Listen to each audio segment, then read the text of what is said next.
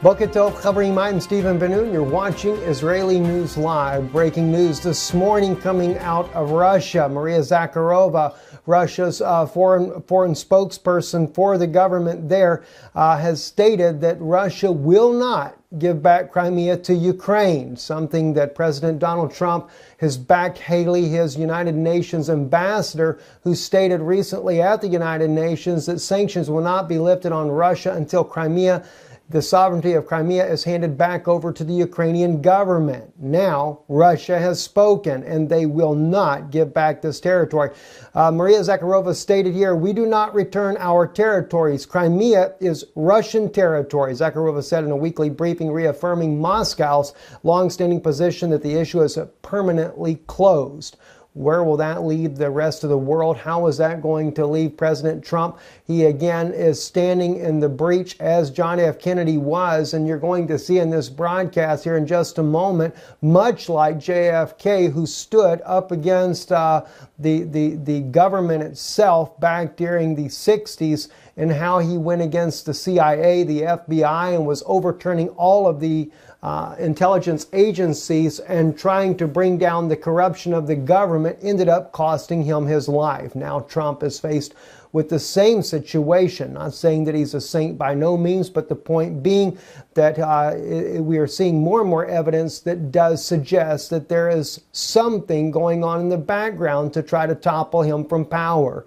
It could be part of an elite plan to begin with, only to cause the nation to rise up in turmoil, to be able to disarm the nation, something the United Nations has wanted all along. Who knows if President Trump is playing that part of the game, or if he is really sincere trying to turn the country around, only to be thwarted at every turn that he makes there. Going to go into that in just a moment, but let's take a real quick look here at as Reuters pointed this out as well. Trump expects Russia to return Crimea to Ukraine. According to the White House there, that had already came out. But let's take a look at some things about Crimea and their own choices as a nation. Those of you who already are well aware, in 2014, Crimea's referendum, voters backed Russia Union.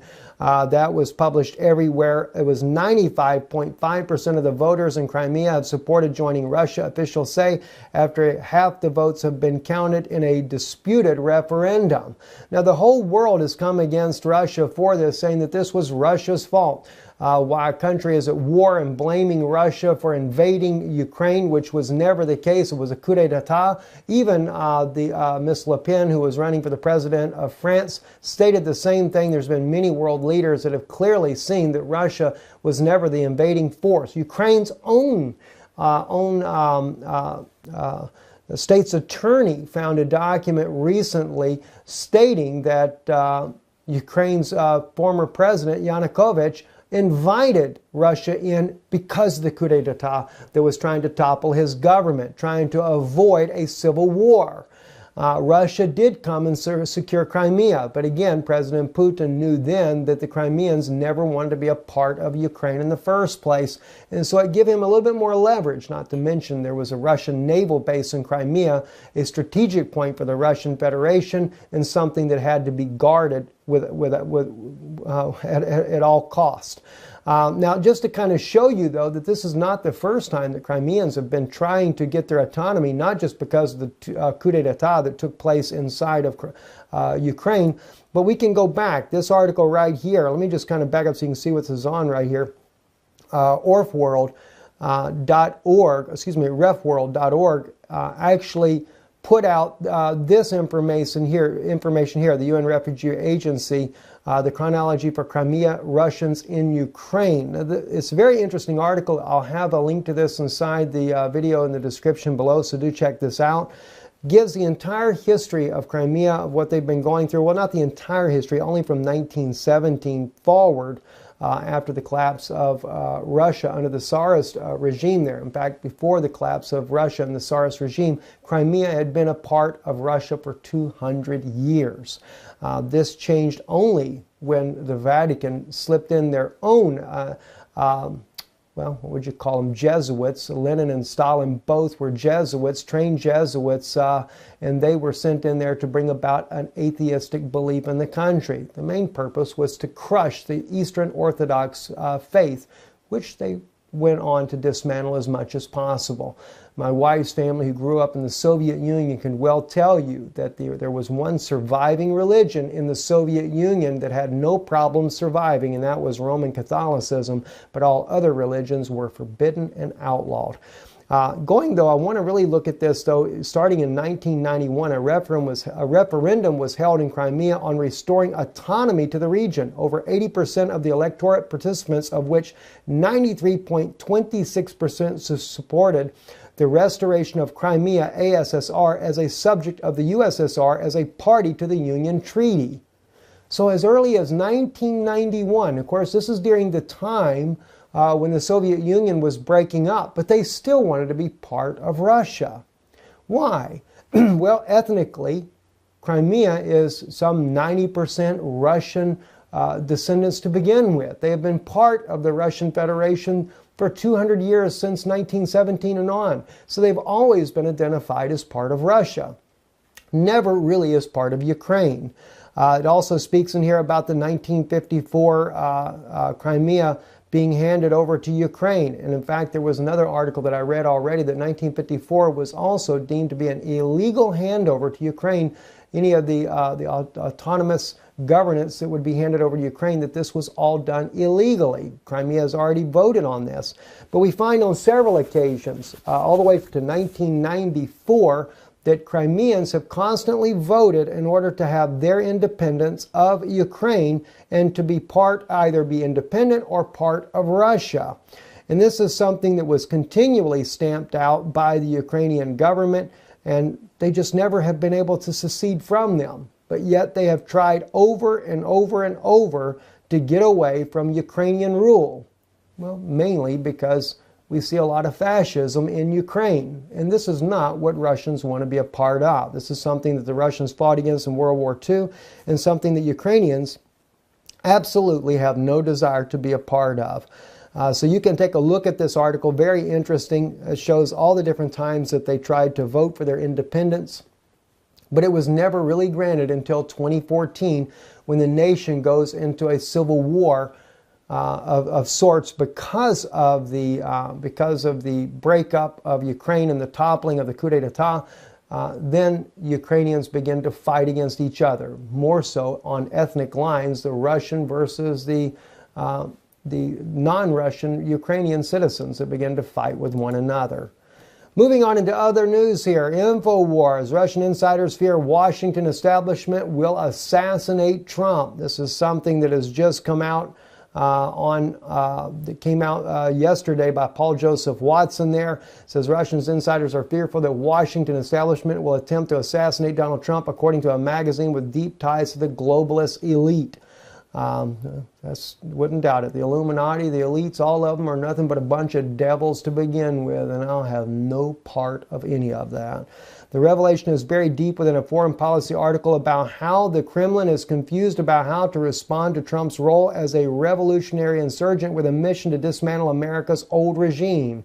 From conservatives with Russian policy makers and experts, the article makes it clear that power players in Moscow are concerned about Trump even being able to see out of his first 4 years in office.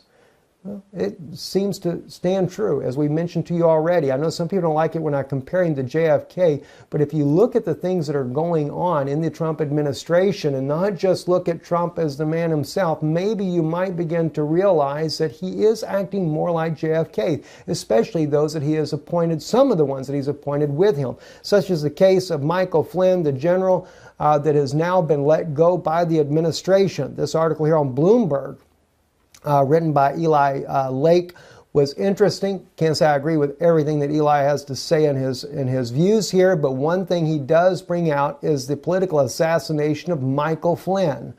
And what's interesting is some of the sources that he spoke with here, as he actually begins to uncover a pattern of things that is actually going on. He states here, Representative Devin Nunes, the Republican chairman of the House Permanent Select Committee on Intelligence, told me Monday that he saw the leaks about Flynn's conversations with Kislyak as part of a pattern. There does appear to be a well-orchestrated effort to attack Flynn and others in the administration, he said, from the leaking of phone calls between the president of foreign leaders to what appears to be high-level FISA court information to the leaking of American citizens being denied security clearances. It looks like a pattern. Now, the interesting thing, though, that a lot of people are not aware of is that Michael Flynn was very much looking at trying to revamp the FBI and the CIA. He was very much like that in the days of the Kennedy administration, to completely turn it inside out and try to rid it of all the corruption that it has to begin with. And of course, the CIA works very close with the intelligence community of the Vatican, so that's going to be something that's not just going to go over except like a lead balloon. So the Vatican has a very strong tie to the CIA and will do everything they can in order to keep this game rolling the way they want it to go. If you get down closer to the end of the article, this is when you really begin to realize, like it says in Paul's article over here, what Paul writes about here, Paul Watson, that is, that Trump is the target. Notice what it says in the closing of this article here. In the normal times, the idea that the U.S. official entrusted with our most sensitive secrets would secretively disclose them to undermine the White House would alarm those worried about creeping authoritarianism. Imagine if intercepts of call between Obama's incoming national security advisor and Iran's foreign minister leaked to the press before the nuclear negotiations began. The howls of indignation would be deafening. In the end, it was Trump's decision to cut Flynn loose. In doing this, he caved into his political and bureaucratic opposition. Nunes told me Monday night that this will not end well. First it's Flynn, next it will be Kelly Conway, then it will be Steve Bannon, then it will be Ryan Priebus. He said, but another way, Flynn is only the appetizer. Trump is the entree. So clearly they're after Trump. And of course, Steve Bannon is definitely a target, even though he is a Catholic himself. The Pope himself is not very favorable of Steve Bannon. Why? Because he is very much after Pope Francis and trying to say that there has been an overtaking of the Vatican by the Jesuits themselves. Well, he's right about that, but doesn't matter which side of the Catholic authority takes power, one way or the other, it's all for a new world order. The U.S. media reports on Trump's links to Russia's intelligence laughable, citing no facts, says the Kremlin. But of course, who believes the Kremlin in the first place? Not to say that there's not a lot of truth that the Kremlin has stated, but my point is that's the very cliche that has become in Western media. Everything that RT says or the Kremlin says, they consider to be laughable as well.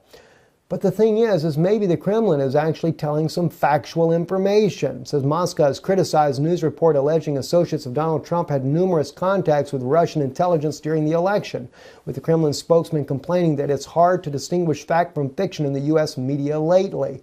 That even goes back to Flynn, Michael Flynn himself.